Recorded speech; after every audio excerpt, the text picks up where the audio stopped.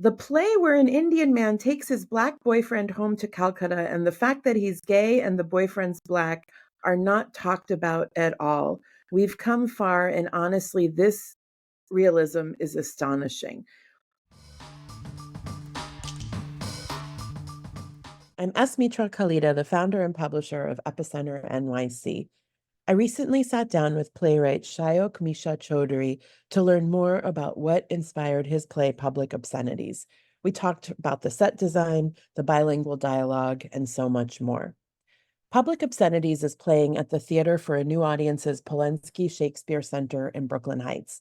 It follows a queer studies student returning to his family home in Kolkata with his Black American boyfriend. This bilingual play boldly navigates the complexities of identity, belonging, and expression. I hope you enjoy my conversation with Misha. Hi, Misha. Thank you for being with us. I'm truly honored. I loved your show. I just want to say that at the outset. Thank you so much for having me. So happy you got to see it. The area that I really wanted to spend some time talking to you about today, which I'm not sure if this is where you focused your interviews, but given my background of being from the northeast of India, not quite Bengal, but enough overlap that I emerged just wanting to ask you like 50 questions about the design of your set. Can you tell me a little bit about the evolution of, and it's a weird place to start, but it really is what struck me before the play started and is what is lingering with me. It's been now 2 weeks since I've seen it. Has there been an evolution of the design of the set? Was that something that was, tell me about that. Yeah, so in the first iteration of the production at Soho Rep, I worked with Dots. They're an amazing scenic design collective, and they were a real collaborator with me in sort of realizing this this version of it's so inspired by my family's home in Kolkata.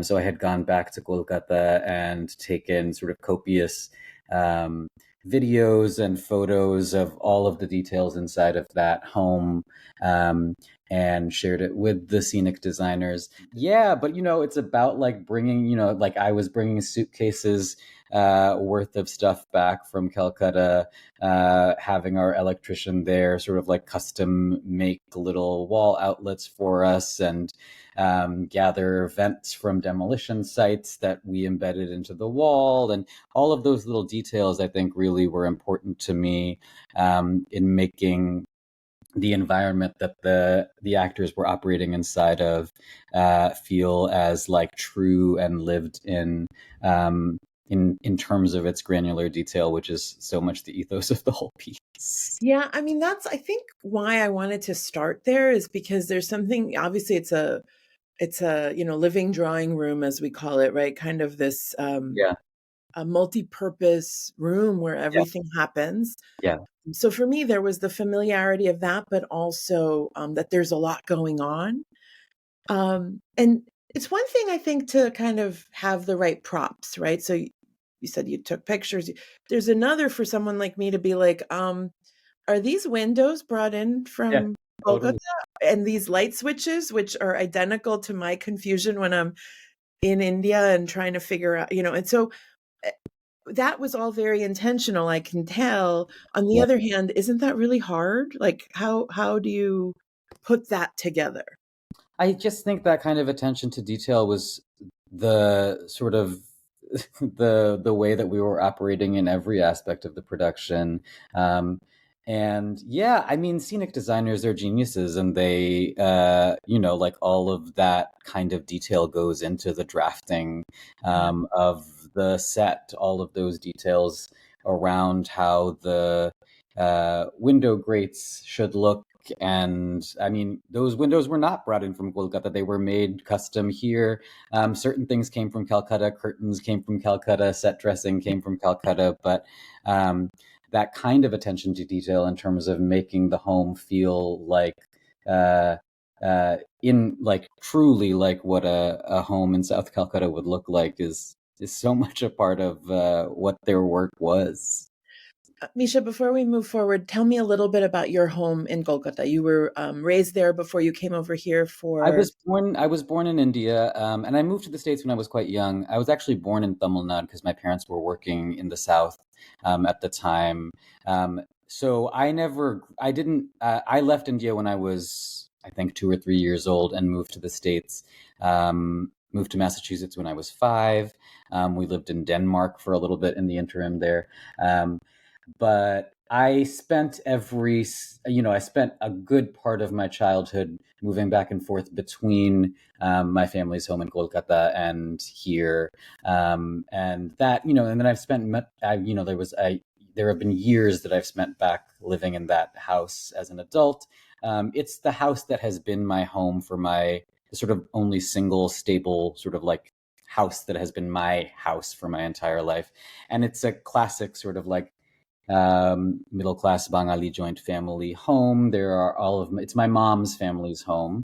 And so my grandmother used to live on the 3rd floor. My mom's brother and her sister lived in the 2 flats on the 2nd floor. My mom's older sister lives there now. So, it's like it has always been a kind of like open door, porous family home. And it's like my happy place. It's where I spend time whenever it's where I sort of like long to return to whenever I can. Yeah. Beautiful. That's really beautiful.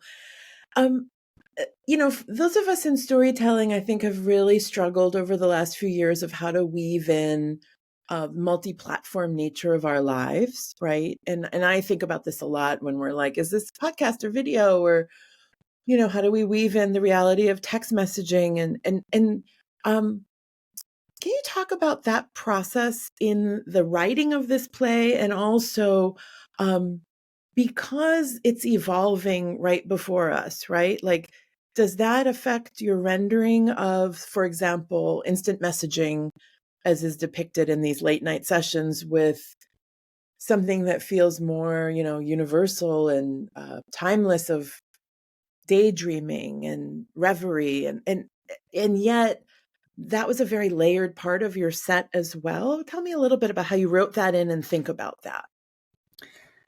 I mean, I don't know that I thought about it in the way that you're asking specifically. I think it felt everything that I was writing in the play was drawn from some kernel of truth that I had access to, that felt true to my own sort of experience in life. And I think I've always sort of wondered what my uncle used to play virtual pool sitting at his computer there. And that is a language that I felt I had access to in terms of having like communicated with my family members of that generation over the internet, whether that be through like just like through email or social media or WhatsApp. The vernacular that they use when communicating via the internet over text has a particular quality to it and a flavor to it that I wanted to try and sort of find some integrity in. But yeah, I mean, how to sort of animate those things in 3 dimensions in live theater is really exciting to me. And I spent a lot of time with our video designer, Johnny Moreno, and thinking about how that text lived inside of the architecture of the home.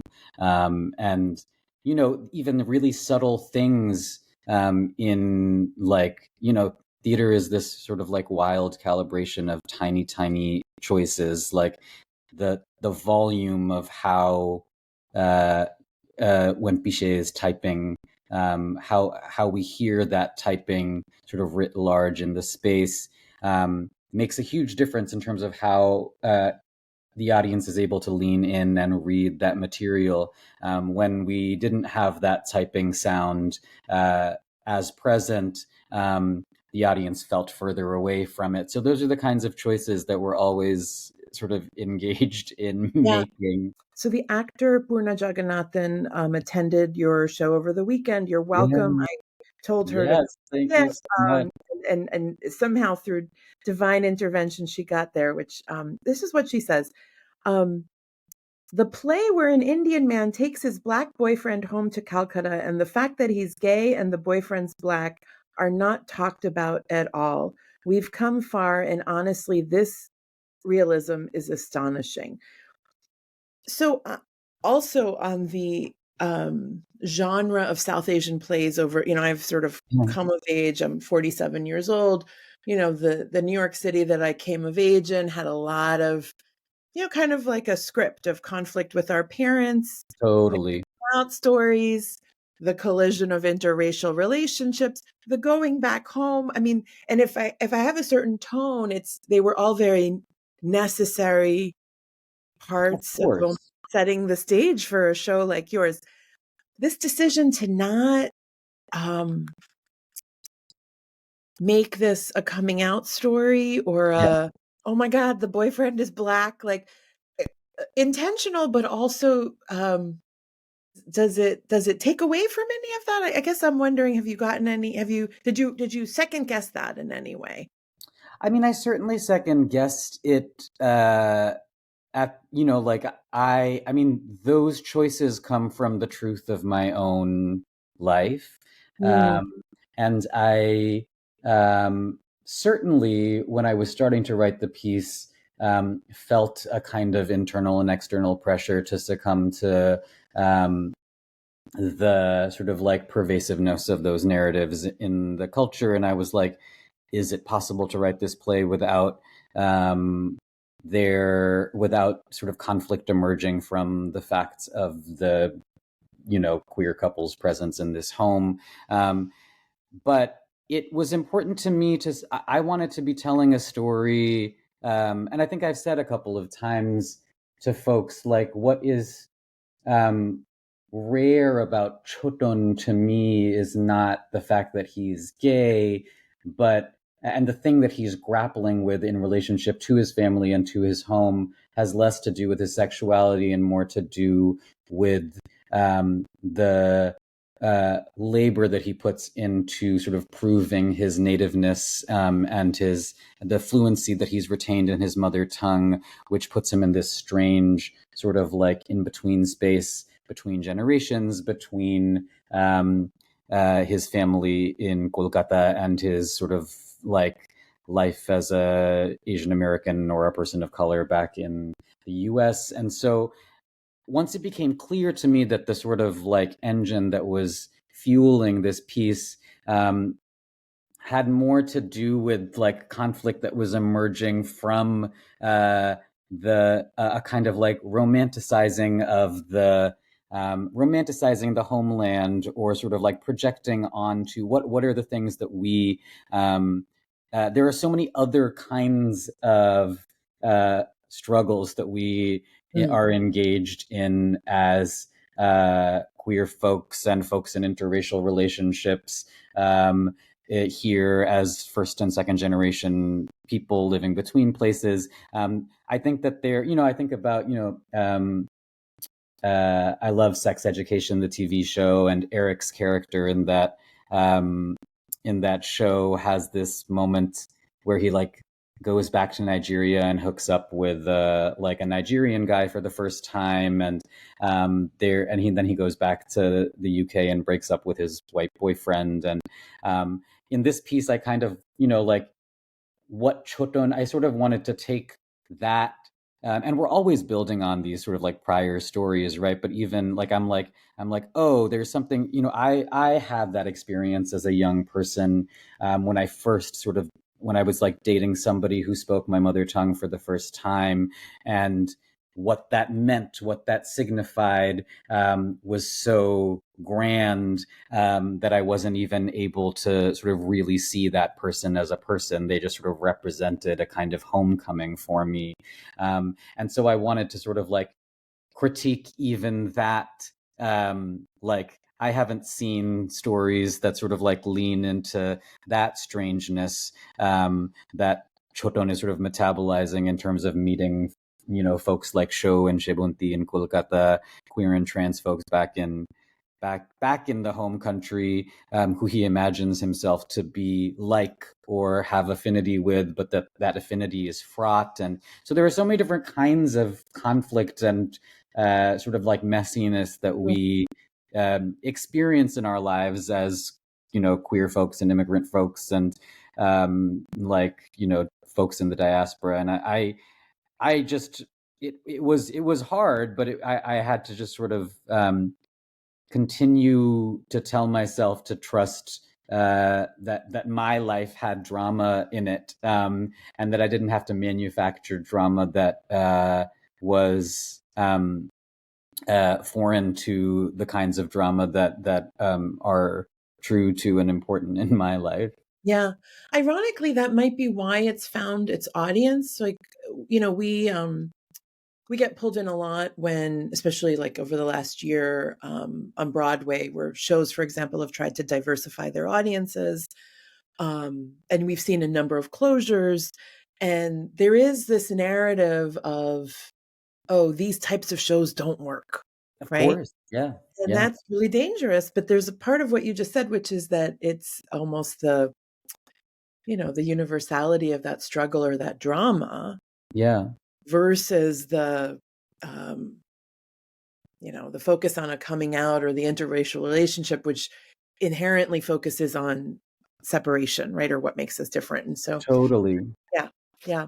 And The language is a similar area in terms of writing it. Do you write in Bengali also, or do you? I do. Yeah. Yeah. Yeah. Yeah. Yeah. So you